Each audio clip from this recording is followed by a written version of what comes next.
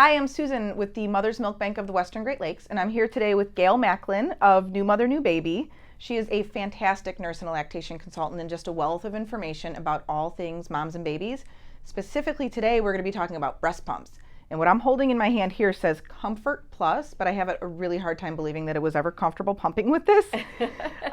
Gail, can you tell me what this is? Sure. This is actually called the Canison breast pump. And this was the breast pump that my generation used for pumping. And it was basically, you just kind of went like this, and we never knew quite how far to pull it out. So it wasn't really all that comfortable. Shocking, yeah. Yes.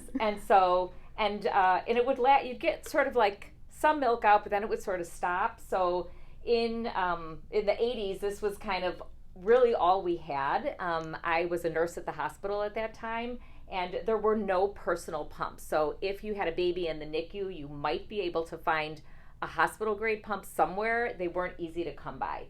So, and it really wasn't until the late 1990s that the personal pumps, I remember the Pump and Style on the go came out, and it was kind of very exciting, and people definitely bought them. People were excited because so many people were starting to go back to work and needed a more personal pump. So, but we've come a long way. We've come a long way. Yes, yes. And we still have hand pumps, right? So like this is a hand pump, similar to, I've actually used this many times. This is my personal pump. And you can, sort of squeeze, and it's fantastic, especially if you have like a need for a mom's night out or anything. You can take the whole thing, pump what you're going to pump, put a little cap on, and then put your whole thing, bottle with a cap, pump top, into your insulated bag, and then carry this as your purse for the night. So hand pumps are still fantastic. I think they still have a purpose, but I don't think it's enough, right, if you're going back to work. Right. Or if you're exclusively pumping, if you're triple feeding to try and really up your milk supply. Yes. This isn't going to be enough. So in those situations, what are we looking at? What's the options right now? Okay. Well, for one thing, I know your bag that you brought for going out was black. So yes, that's true. Yeah. It didn't say Mother's Milk Bank on it. So there's definitely discrete ways that you can bring a pump with you. That's a good point. The other thing that I will say about the hand pump, I know my daughter and daughter-in-law recently had babies, and my daughter-in-law a lot of times would get more with her hand pump than she would with some of these other pumps. So for some people, and you never know if you're going to be the person that's going to do really well with this pump or really well with one of the other pumps. So it's very individualized to the person, which kind of brings us to the point that if you're a new mom and you're looking for a pump, it's really hard to know which pump to get. Absolutely. And now insurance generally covers a breast pump. So we have so many moms calling in sort of saying, I don't know what pump to get. Can you help me? So I'm going to talk a little bit about if you are expecting, what would be what pump should you get? So over here we have an array of breast pumps that are personal pumps. Most of them, or all of them, you can generally get through your insurance. Some of them have an upgrade. Some of them insurance completely covers. My suggestion, if somebody's looking for a pump, start off with a pump, and this is just a sampling of some of the pumps out there. These are some of the pumps that I find when moms come in for lactation visits. These are the pumps that they're bringing in. This is the Spectra S1, and there's also a Spectra S2, which is exactly the same pump. It's pink, and it does not have a rechargeable battery. My suggestion is, I think it's nice if you can afford to pay the upgrade. Most moms really like having a pump that you don't have to be stuck to the wall. So you can move around with it, and so that's very nice. But do you find that you're getting the same amount of power when you're on the rechargeable battery that you do when you're plugged into the wall? Yes. Mm-hmm. That's great. Yeah. I know my oldest is 12, so I've been pumping for a while. And with some previous pumps, I did find that even though they were rechargeable, sometimes it didn't seem like they worked as well when they weren't plugged in. So I'm glad to hear that that's changed. This one, I think, works just as well whether it's plugged in or not. Awesome. So it's really nice. And it is double pumping. It's a double pump, or you can single pump. So you can do either or. Spectra also has this, which is called the S9 breast pump. So it's very portable. So you can see if you're pumping, you could actually, I have a pocket here, but it actually does fit into even a jean pocket. And so you could pump with, let's say, a hands-free bra like this. And so you could literally walk around and pump. So that is the Spectra S9. We also have here, this is the Medela pump, and there is actually an upgraded version to this called the Medela Max Flow, which if you are expecting, that would be the one you would be getting today. It's called the Medela Max Flow, and that's also a very popular pump and very solid pump. Yeah, I would say this is probably like, sort of Old Faithful, right? Yeah. Like, yes. These are all really good. The S9 is not quite as powerful as let's say the Spectra S1 or 2. So for a first pump, I'd go with something like Medela, the Medela pump, the Spectra S1 or S2. The Luna Motif is another really good option right there, and there's many more. Oh, there's so many. There's so many now, and I feel like the breast pump market is just exploding. It's kind of crazy. And what's this one here? Tell me the difference between this Medela pump and this Medela pump. Okay, so this is the Medela Symphony breast pump, and secretly I know what the difference is. I've used both, but I want Gail to tell us. So this is the Symphony breast pump, and some hospitals, you may see this in the hospital if you're a mom about to deliver or soon to deliver. You will see probably either the Symphony breast pump or the Amita breast pump. Those are sort of the two most popular ones you'll find in the hospital. If you do pump in the hospital, I will remind you, take your parts home with you. Some people forget these, and you can use these once you get home with your pump possibly. So I would bring your parts home with you. And I think it can make a really big difference for someone who's like a just enougher. Mm-hmm. It might be worth looking into a hospital grade pump, because the difference between a personal use and a hospital grade can mean whether or not you have to supplement your baby. Right. So I think sometimes that could be worth it. Yeah, definitely. There's a few different companies. This one is Legendary Milk that makes these cups. And these cups are actually, they can connect to tubing. They can be used with any of these pumps. And these can actually go sort of like underneath your shirt when you're pumping. So instead of having this type of a look, you could actually pump a little bit more discreetly without having to get a completely hands-free pump. So these are the silicone collection cups. And again, they can be used with a lot of different pumps. They typically give you on here somewhere, it tells you which pumps that they're compatible with. So that's a nice alternative as well. So just to back up to this is a hands-free pumping band or pumping bra. Right. If you don't have this, I want to just clarify, you have to stand around or sit around like this, and you actually have to hold these.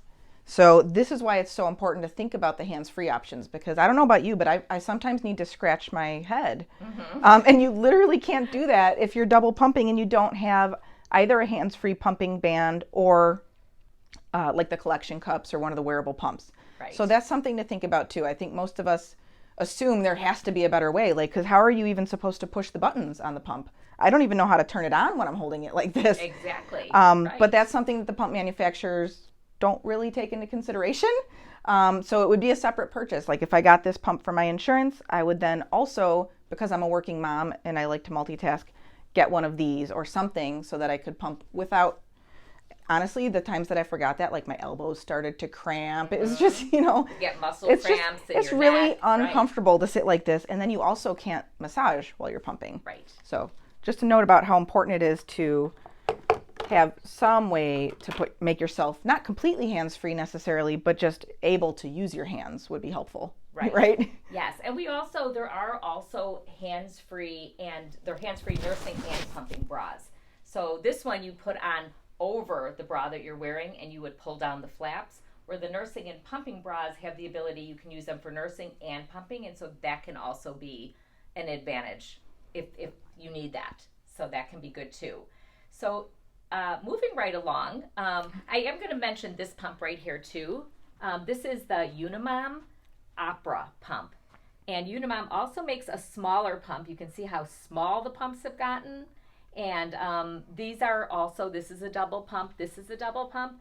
One of the cool things with this pump is that if you look over here where it says mode, you can actually go to an alternate mode, which means that your breast pump can make the left side can be stronger and the right side can be a little bit weaker. Let's say for most women, they make more on one side than the other. Let's say you want the side that's not making as much to have a little bit more stimulation. They can pump the usual way that it's called the synchronous mode, where your nipples and breasts, it works exactly together. And then you can also do left breast, right breast, so you can single pump. But that's one of the newer innovations in breast pumps, and this is a hospital-grade breast pump. This pump is also nice because it can be a rental pump with an option to buy. It has a light on it too, which is nice if you're pumping at night. And so that's kind of a newer pump, and a lot of the moms seem to really like that pump too. Then moving along, I'm going to go to the hands-free options, which are really, really popular now, and a lot of working moms really, really like these. So this one over here is called the Willow Go. Yeah, there you go. Put this right inside your bra, and the on button and all your controls are actually right up here. So you would just put it on, you would turn it on, it would be inside your bra, so your bra would be holding it up. They're not tiny, so you can kind of see they stick out. It's not like you could be sort of walking around in public with these, but if you're sitting at work and you kind of have your own office, or you're in a cubicle or something, they're really nice, and they're also really quiet, so you really cannot hear them.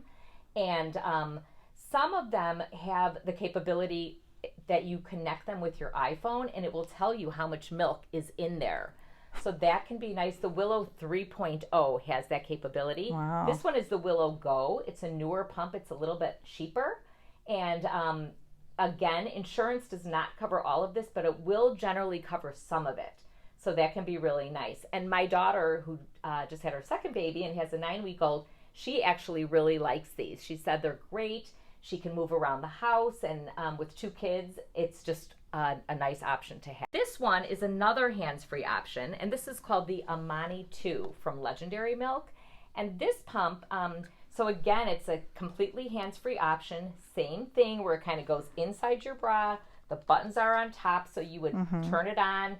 They have, similar to some of these other, where they start off imitating sort of the way your baby nurses. So it will start off with what we call the massage mode. It's not real strong, and it's pretty fast. And then after usually 2 to 4 minutes, we'll have you go into the letdown mode, or the expression mode. So you press the letdown button, and then you're going to get a stronger, slower motion, and again, to imitate the way the baby nurses.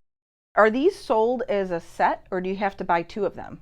So this particular one, you can buy 1, and I believe they're about $75 for 1. Okay. And whatever, $140 or $150 for 2. So sometimes this can be a really nice option. That's interesting. Even if you just get 1, it can be really nice. Okay, so this is a lot of options here. It's almost a little overwhelming, but I think it's good to know that you have all these options. At what point, if you're a new mom and you're pumping and you're just not getting the results that you want, and you're working with your lactation consultant, at what point do you think, is this my milk supply, is this me, or is this maybe the pump? Am I maybe not responding to this pump? And is there ever a time when it might be beneficial to try a different type of pump? Definitely. I think if you are finding that your pump is not getting out the milk, the quantity of milk that you think it should be getting out, I think for one thing, it's always a good idea. There's a couple things you can do. You can call the company and ask for customer service. They typically have really good customer service. Sometimes you don't have the valve is like not in right or something. Most of the time when a pump isn't working, if everything else is kind of going okay with the breastfeeding, it's usually the valve or the valve membrane that's sort of the culprit. Okay. So that's always good to call, and the customer service person can walk you through, or you can bring your pump to a lactation visit and we can walk you through that too and look at it. We also want to make sure that the baby's getting enough milk. So that's where it would be really important. If your pump's not getting out enough milk, sometimes the baby may not be getting enough milk when they're nursing. So it's always a good idea, again, to check their weight, do a weighted feed where you come in and make sure the baby's transferring enough milk. Because sometimes really the mom may not have enough milk. So there's a few different things to look at. Well, thank you so much for taking the time. I know you and I can probably talk about breast pumps for hours, but in the interest of keeping things brief, we can do more videos. We can talk about cleaning and pumping at work and all these fun things. But for today, this is plenty of information to digest. So thanks, Gail, for being here, and I'll talk to you soon. Okay, you're welcome. It was great to see you. You too. Okay.